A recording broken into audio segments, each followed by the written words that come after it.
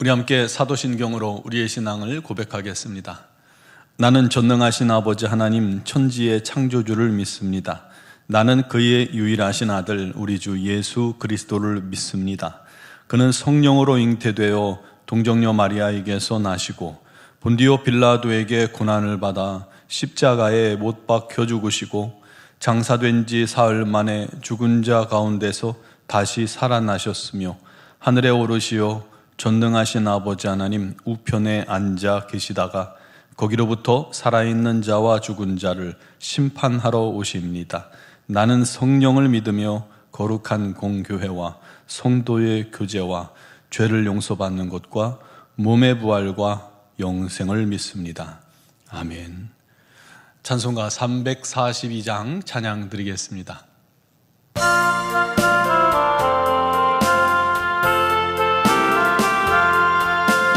너 시험을 당해 죄 짓지 말고 너 용기를 다해 곧 물리치라.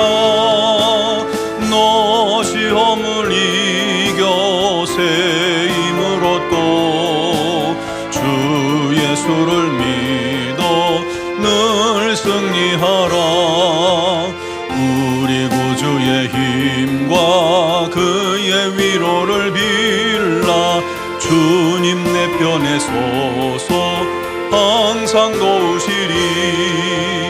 내 친구를 삼가 잘 선택하고 너행을 삼가 늘 조심하라. 너 열심을 다해 늘 충성하고 온 정성을 다해 주 봉사하라.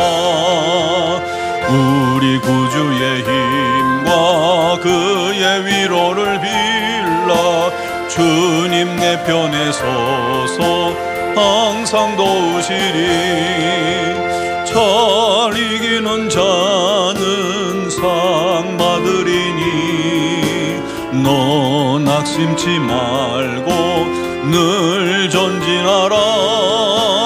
내 구세주 예수 힘 주시리니 주 예수를 믿어 늘 승리하라. 우리 구주의 힘과 그의 위로를 빌라. 주님 내 편에 서서 항상 도우시리. 아멘. 오늘 주신 하나님 말씀은 여호수아 7장 10절에서 13절 말씀입니다. 여호수아 7장 10절에서 13절까지를 봉독하겠습니다. 여호와께서 여호수아에게 이르시되 일어나라. 어찌하여 이렇게 엎드렸느냐.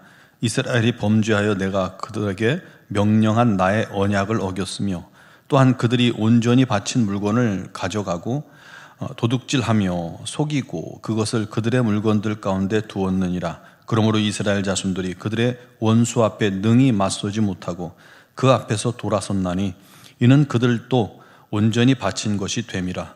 그 온전히 바친 물건을 너희 중에서 멸하지 아니하면 내가 다시는 너희와 함께 있지 아니하리라.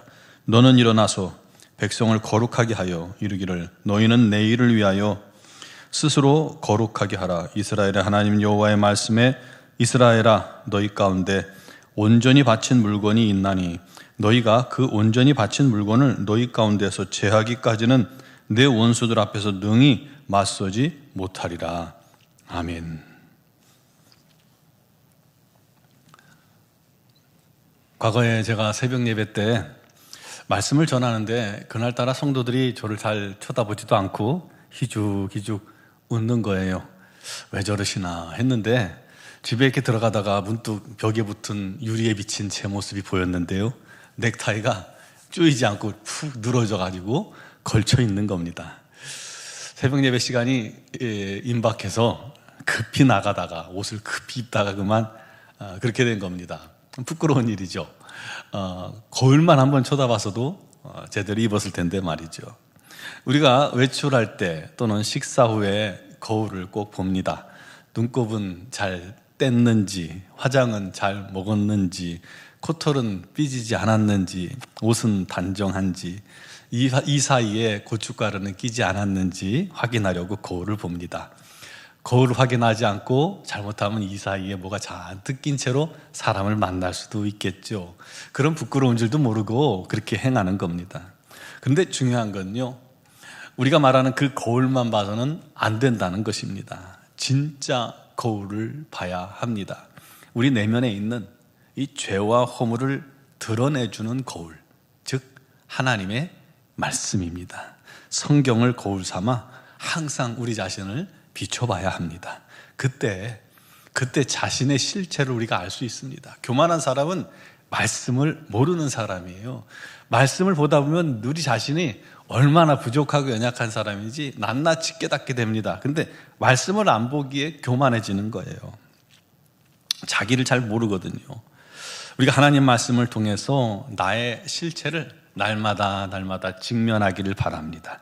그렇게 내 실체가 드러나고 내 안에 숨겨진 죄들이, 감추인 죄들이 날마다 드러나서 그것을 통회하며 회개하며 주님 앞에 나아가야 합니다. 그래야 그가 겸손한 성도가 되는 것이고요, 그렇게 자기 자신이 자꾸 거룩해지고 더 겸손해지고 낮아질 때 그게 바로 예수님 닮는 성화의 과정임을 여러분 기억하시기 바랍니다. 오늘 본문은 출애굽한 이스라엘이 여리고를 정복한 후에 사기가 하늘을 찌를 듯한 상황에서 다시 이제 작은 성 아이성을 정복하려다가 오히려 정복은커녕 패하여서 아까운 군인들 36명이 죽고 이스라엘 군인들은 다 도망치기에 급급한 사건을 맞이했습니다. 그 일은 이스라엘에게는 너무나도 큰 충격이었어요. 왜냐하면 가나안 족속들이 지금 이스라엘 민족만 주목하고 있거든요.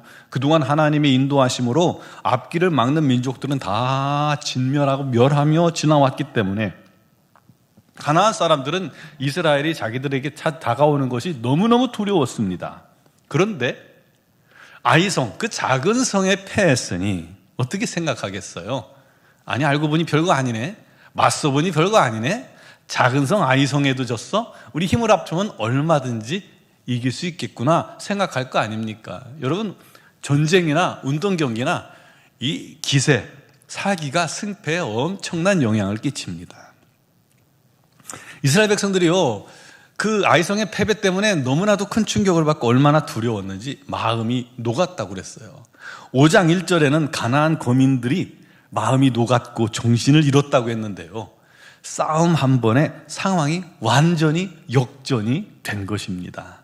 결국 여호수아와 장로들이 옷을 찢고 하나님 앞에 제 가운데 엎드려 해가 저물도록 있다가 하나님께 묻습니다. 그러자 하나님께서 말씀하셨죠. 이스라엘이 범죄하여 내가 그들에게 명령한 나의 언약을 어겼다. 결국은 죄 때문에 전쟁에 패한 것입니다. 죄의 결과가 얼마나 심각한 것인지 우리가 알 수 있게 되는 그런 말씀이죠. 우리도 하나님과 나 사이에, 그리고 하나님과 우리 공동체 사이에 죄가 끼어 있으면 영적 싸움에 이길 수가 없습니다. 하나님과의 관계도 막힙니다. 사단의 비웃음거리가 되고 먹이가 되기 쉽습니다. 기도응답 안 됩니다. 여러분, 우리가 기억해야 합니다. 그렇다면 이스라엘에 무슨 죄가 있었어요? 여리고성을 정복하고 그 성과 그곳에서 나온 모든 것을 하나님께 온전히 바치도록 했는데 아간이 그 중에 몇 개를 훔친 것이죠. 하나님의 것을 도적질한 것입니다. 저 많은 여리고란 거대한 성에서 얻은 노략물, 그 많은 노략질 중에 작은 것 하나, 이 정도쯤이야 괜찮겠지라고 생각했던 겁니다. 근데 전혀 그게 아니었죠. 여러분, 우리도 혹시 그렇게 생각하지 않습니까? 하나님의 것을 그런 식으로 도적질한 적은 없습니까? 하나님의 것 11조를 이번에는 괜찮겠지라고 여기며 도적질하지 않습니까? 하나님께 소원하고도 갚지 않는 죄는 없습니까? 하나님께 순종하지 않는 것은 없습니까? 하나님께서도 봐주실 거야 라면서 말이죠. 하나님의 시간을 도적질하지 않습니까? 우리 하나님께 나와서 예배해야 할 시간에 자꾸 자기 쾌락을 위해 사용하지 않습니까? 여러분, 회개해야 합니다. 그래야 우리 삶 속에서 영적인 승리가 임하는 겁니다. 또한 아간 한 사람이 죄를 범했습니다. 그러면 그 사람의 죄만 묻지 왜 이스라엘 전체에게 진노하셨을까요? 여러분, 한 사람의 죄가 이와 같이 공동체 전체에 영향을 미친다는 것, 여러분 반드시 기억해야 합니다. 이 죄의 영향력이라는 것이 정말 엄청난 겁니다. 나 한 사람의 죄가 우리 가족을 고통에 빠뜨릴 수 있어요. 우리 공동체 전체를 고통에 빠뜨릴 수 있어요. 심지어 교회 전체에 죄의 영향력을 끼친다면 얼마나 심각한 일입니까?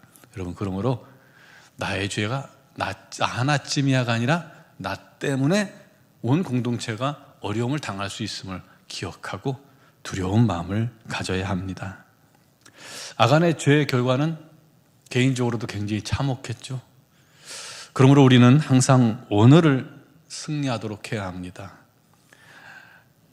어제의 승리에, 과거의 승리에 만족해서는 안 됩니다. 또 12절에 보니까 온전히 바친 물건을 너희 중에서 멸하지 아니하면 내가 다시는 너희와 함께하지 아니하리라 말씀합니다. 죄의 결과 중 가장 뼈아픈 것 한 가지가 하나님이 함께하시지 않는다는 것입니다. 하나님 때문에 여기 가나안까지 왔는데 하나님이 함께하시지 않으면 어떻게 돼요? 멸망이잖아요. 결국 죄의 문제를 해결하기 위해서 단호하게 그 문제 앞에 서야 합니다. 제일 먼저 죄를 드러내야죠. 하나님 앞에 죄를 토설해야 합니다. 남김없이, 숨김없이. 아간이 자기의 죄를 다 토설한 것처럼 고백해야 합니다. 그리고 두 번째로 철저히 죄를 결산해야 합니다. 아간이 노력한 물건들을 다 하나님 앞에 쏟아놓고 아간과 가족들과 모든 소유를 아골골짜기로 끌고 가서 온 백성이 돌로 치고 불사르고 그 위에 돌매개를 크게 쌓아버렸습니다. 그랬더니 하나님께서 맹렬한 진노를 멈추셨다고 했습니다. 그곳 이름이 오늘까지 아골골짜기라 부르더라. 참 두려운 말입니다. 죄에 대한 단호한 철저한 단절을 말하고 있죠. 그래야 다시 죄가 틈타지 않기 때문입니다. 그 문제 그냥 스리슬쩍 넘어가면 다음 전쟁 때는 너도 나도 주머니에 취할 것입니다. 그러니 죄가 틈타지 못하도록 담호하게 처절했어야 됩니다. 우리 마음에도 여러분 단호함이, 죄에 대한 단호함이 있기를 바랍니다.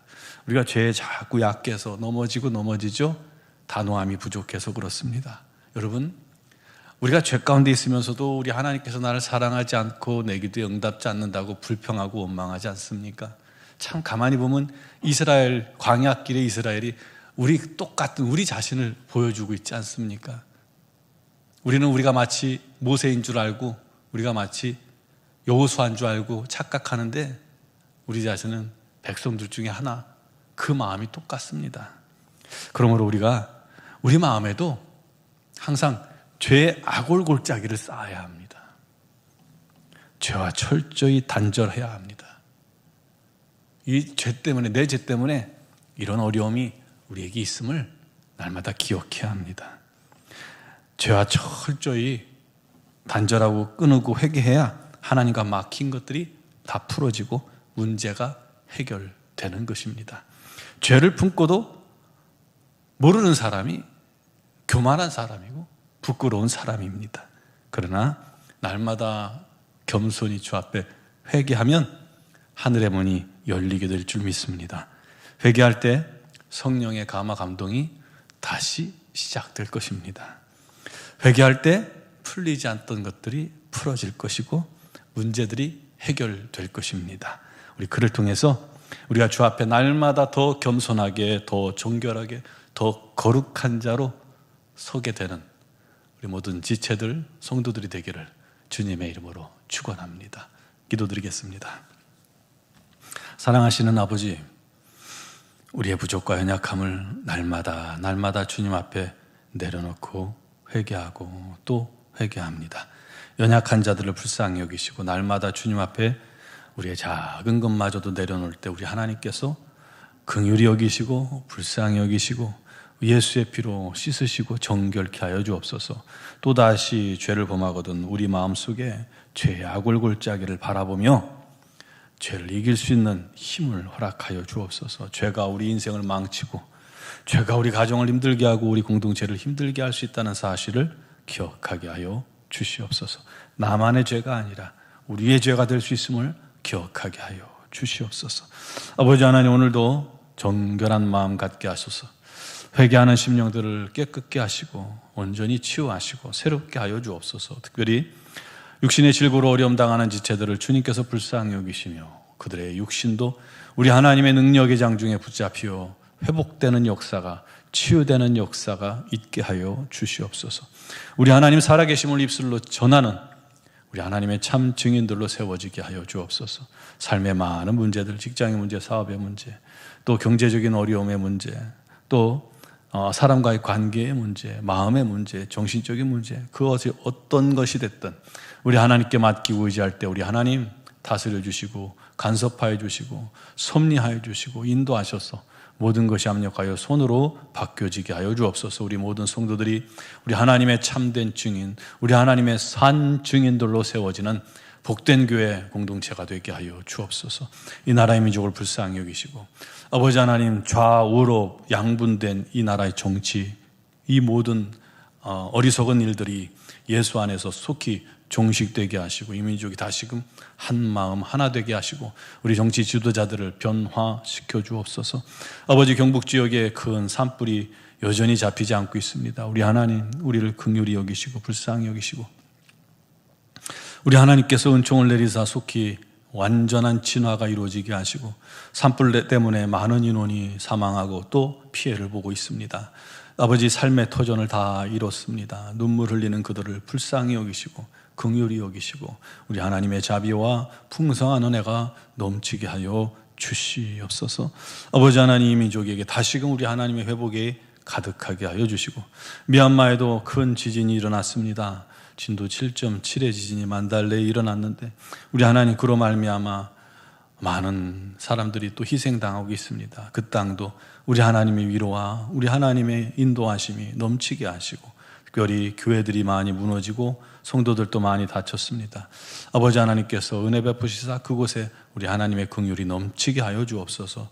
특별히 우리 선교사님들을 안전히 지켜주셔서 불행 중 또한 감사드립니다. 우리 하나님께서 든든하게 지켜주셔서 주의 복음을 위해 힘써 일하는 데 어려움이 없도록 역사하시고 힘들고 어려울 때 잘 견디고 이겨내게 하여 주시옵소서.